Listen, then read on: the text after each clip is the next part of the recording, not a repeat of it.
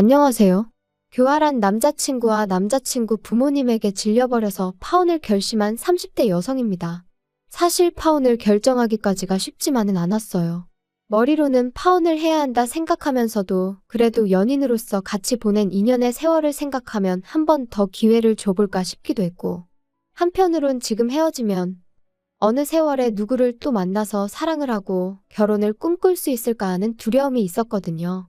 하지만 친정부모님이 말씀하시길 이것저것 너무 많이 따지지 말고 딱 한 가지만 생각해보랍니다.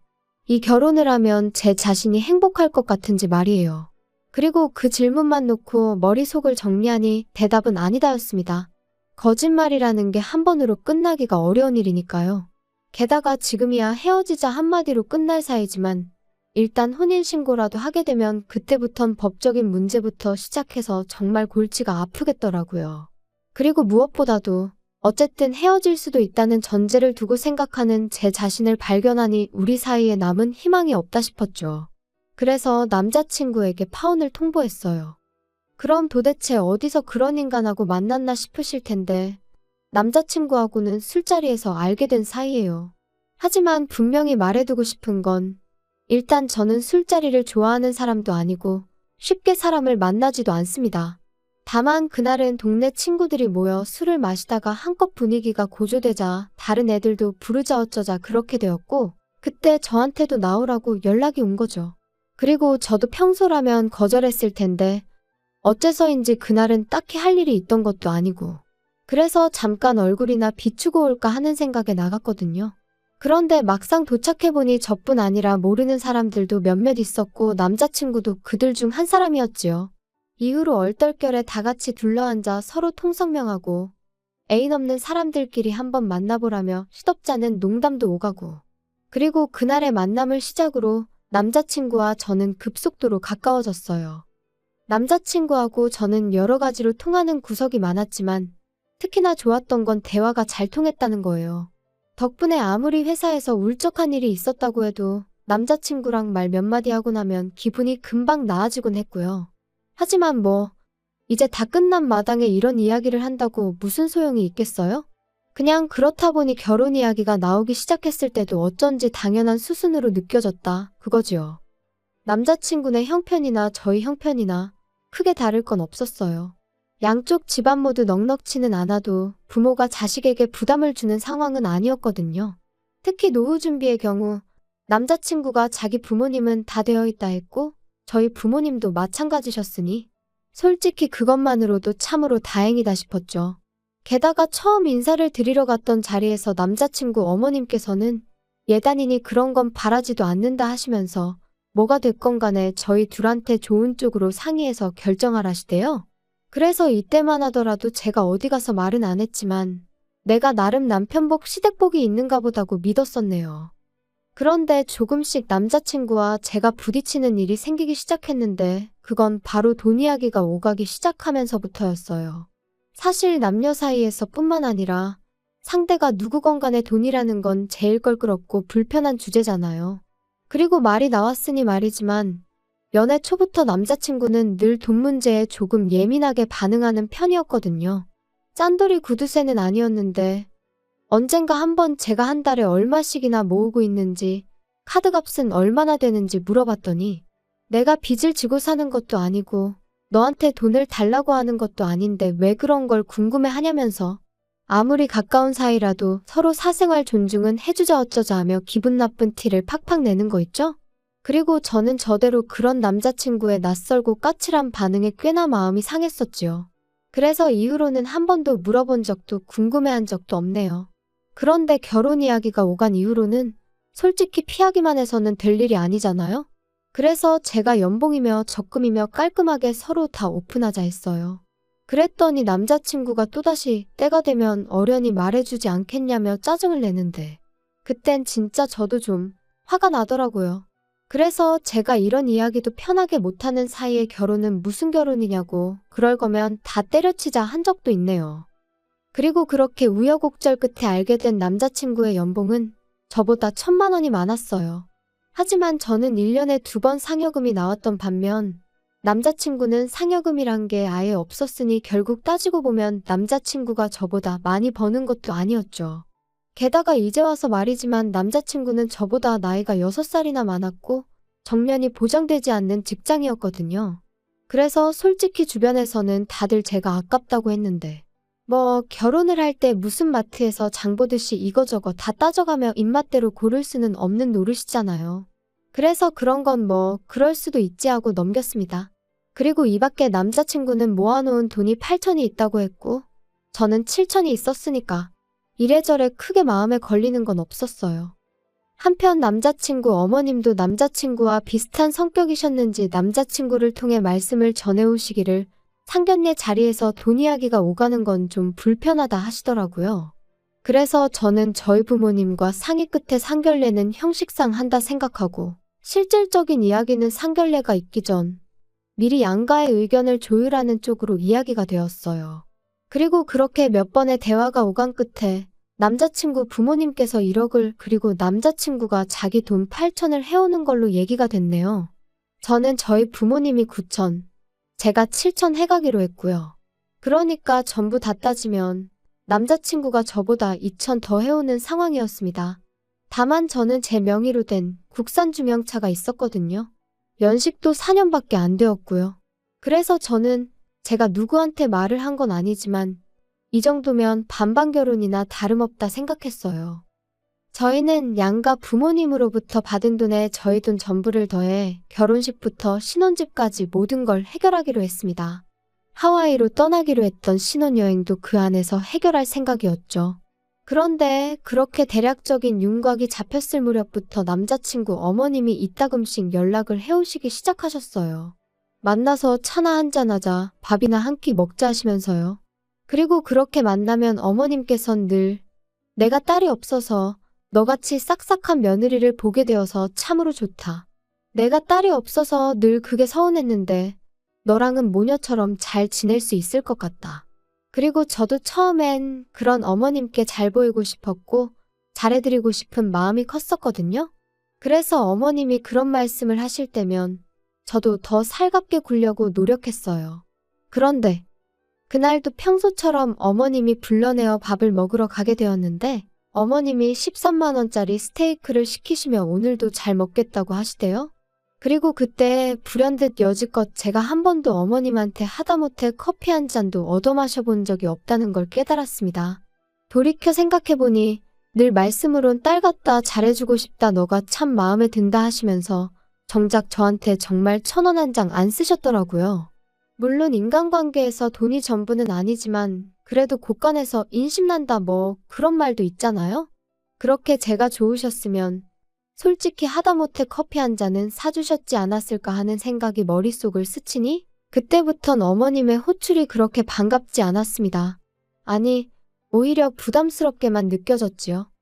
그리고 제가 그렇게 거리를 두니 어머님은 어머님대로 서운하셨던 모양이에요. 남자친구한테 당신은 저에게 잘해주고 싶고 친해지고 싶은데 제가 예전 같지 않다며 좀 화를 내시더랍니다. 그리고는 남자친구가 저더러 하는 말이 야, 우리 엄마한테 잘 좀 해드려. 엄마한테 잘 보여서 너가 손해볼 게 뭐가 있냐?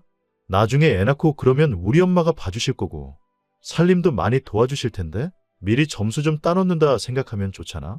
갑자기 그게 무슨 말이야? 애 낳으면 우리 엄마한테 부탁드리기로 다 얘기된 거 아니야? 그리고 나 어머님한테 살림 부탁드릴 생각은 없는데. 사람 일이라는 게 마음먹은 대로만 되는 것도 아니고. 아무튼 난 네가 우리 엄마랑 잘 지냈으면 좋겠어. 그리고 그런 남자친구의 속내를 알아차리기까지는 오랜 시간이 걸리지 않았습니다. 지난달 기다리면 집값이 좀 떨어지려나 하고 눈독만 들이고 있던 신축 아파트가 오히려 인기가 좋아서 가격이 오를 것 같다는 얘기가 들려오기 시작했거든요.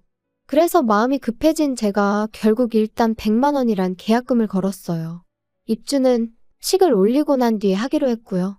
참고로 당시 남자친구가 오피스텔에 2년 월세로 살고 있었는데 일찍 나간다고 그 월세를 안 내도 되는 것도 아니었던 데다가 오히려 남자친구한테는 계약한 새 아파트보다 원래 살고 있던 오피스텔이 직장에서 더 가까웠으니 이래저래 굳이 일찍 방을 뺄 이유가 없었습니다. 그리고 저도 결혼식을 올리고 그 후에 남자친구랑 신혼살림을 꾸리고 싶었지 먼저 같이 살다가 식을 올리고 싶지는 않았네요. 아무튼 이렇게 이야기가 되고 얼마 지나지 않았을 무렵 또다시 어머님한테 연락이 왔어요. 할 이야기가 있으시다면서 퇴근하는 대로 집으로 오라고요. 남자친구에게 전화를 했지만 연결은 되지 않았습니다. 2번, 3번을 걸어도 마찬가지였죠. 오라고 하시니 가긴 해야 할 것 같은데 남자친구가 전화를 안 받으니 왜 부르시는지 전혀 감도 안 오고 답답하대요. 하지만 뭐 그래 별일이야 있겠냐 싶어서 어머님 말씀대로 퇴근하자마자 어머님 댁으로 향했습니다. 그리고 이때만 하더라도 저랑 남자친구가 연락이 닿질 않았을 뿐이지 어머님이 당연히 남자친구도 부르셨을 줄 알았거든요. 그런데 도착한 본가에는 남자친구는 없고 어머님만 계셨어요. 그리고 뭔가 쎄한 느낌이 들더니 아니나 다를까 어머님이 생각지도 못한 말씀을 꺼내셨습니다. 여기 이 집이 이달 말에 계약이 끝나. 그래서 이사를 해야 되는데 앞만 찾아봐도 마음에 드는 집이 없다. 어쩌면 좋으니. 저도 부동산 다녀보니까 아파트 전세는 많이 없는 것 같더라고요. 그런데 이 동네도 그런 줄은 몰랐어요. 그래서 이참에 아예 이 동네를 벗어나려고 하는데 문제는 니들 신혼집 구하라고 돈을 해줬더니 우리가 예산이 줄어서 이사 갈 집 알아보는 게 쉽지가 않구나. 내가 그래서 생각을 해봤는데 어쨌든 간에 이 집은 빼줘야 되니까 이 집 계약 끝나는 대로 그 너희가 계약했다는 집 있지? 그 집에서 좀 있어야겠어. 어차피 너희 뭐 식 올리고 살림 차릴 거라며. 그래서 일단은 그때까지 있으려고 하니까 그런 줄 알아. 괜찮지? 네, 어머님, 그건 좀 곤란할 것 같은데요? 아무리 그래도 신혼집인데 저희보다 먼저 들어가서 사시는 건 제가 좀... 아니, 우리가 뭐 평생 살겠다는 것도 아니고 일단 지내면서 계속 마땅한 집이 있나 알아보려고 그런다니까? 너 뭐 기분 나쁘다 이거니? 기분이 나빠도 어쩌겠니? 우리가 사준 집인데 우리가 그 정도도 못하니? 사주신 집은 아니죠. 저희 친정부모님 돈도 제 돈도 절반은 들어갔는데요? 야, 너 말을 참 웃기게 한다. 그럼 내가 내 돈이랑 내 아들 돈 빼겠다고 하면 어쩔 건데? 어머님 그거야 저희도 똑같죠. 제가 제 돈이랑 친정부모님 돈 빼가면 어머님이 그거 메꾸실 수 있으세요? 그리고 결국 저는 어머님과 의견의 골을 좁히지 못한 채로 자리에서 일어났습니다. 어머님은 현관을 나서는 제 뒤통수에다 대고 너 그러는 거 아니라며 소리를 지르셨지만 저는 그런 어머님께 아무런 대꾸도 하지 않았죠. 그리고 심란한 마음으로 집으로 돌아왔는데 현관 앞에서 남자친구가 저를 기다리고 있더라고요. 아까 왜 전화 안 받았어? 나 오늘 어머님 호출 받고 지금 갔다 오는 길인데 혹시 어머님이 나 부르실 거 알고 있었어? 뭐. 알고 있기는 했지. 근데 그게 오늘인지는 몰랐어. 알고 있었다고? 그럼 어머님이 무슨 이야기를 하실지도 알고 있었어? 빨리 솔직히 말해.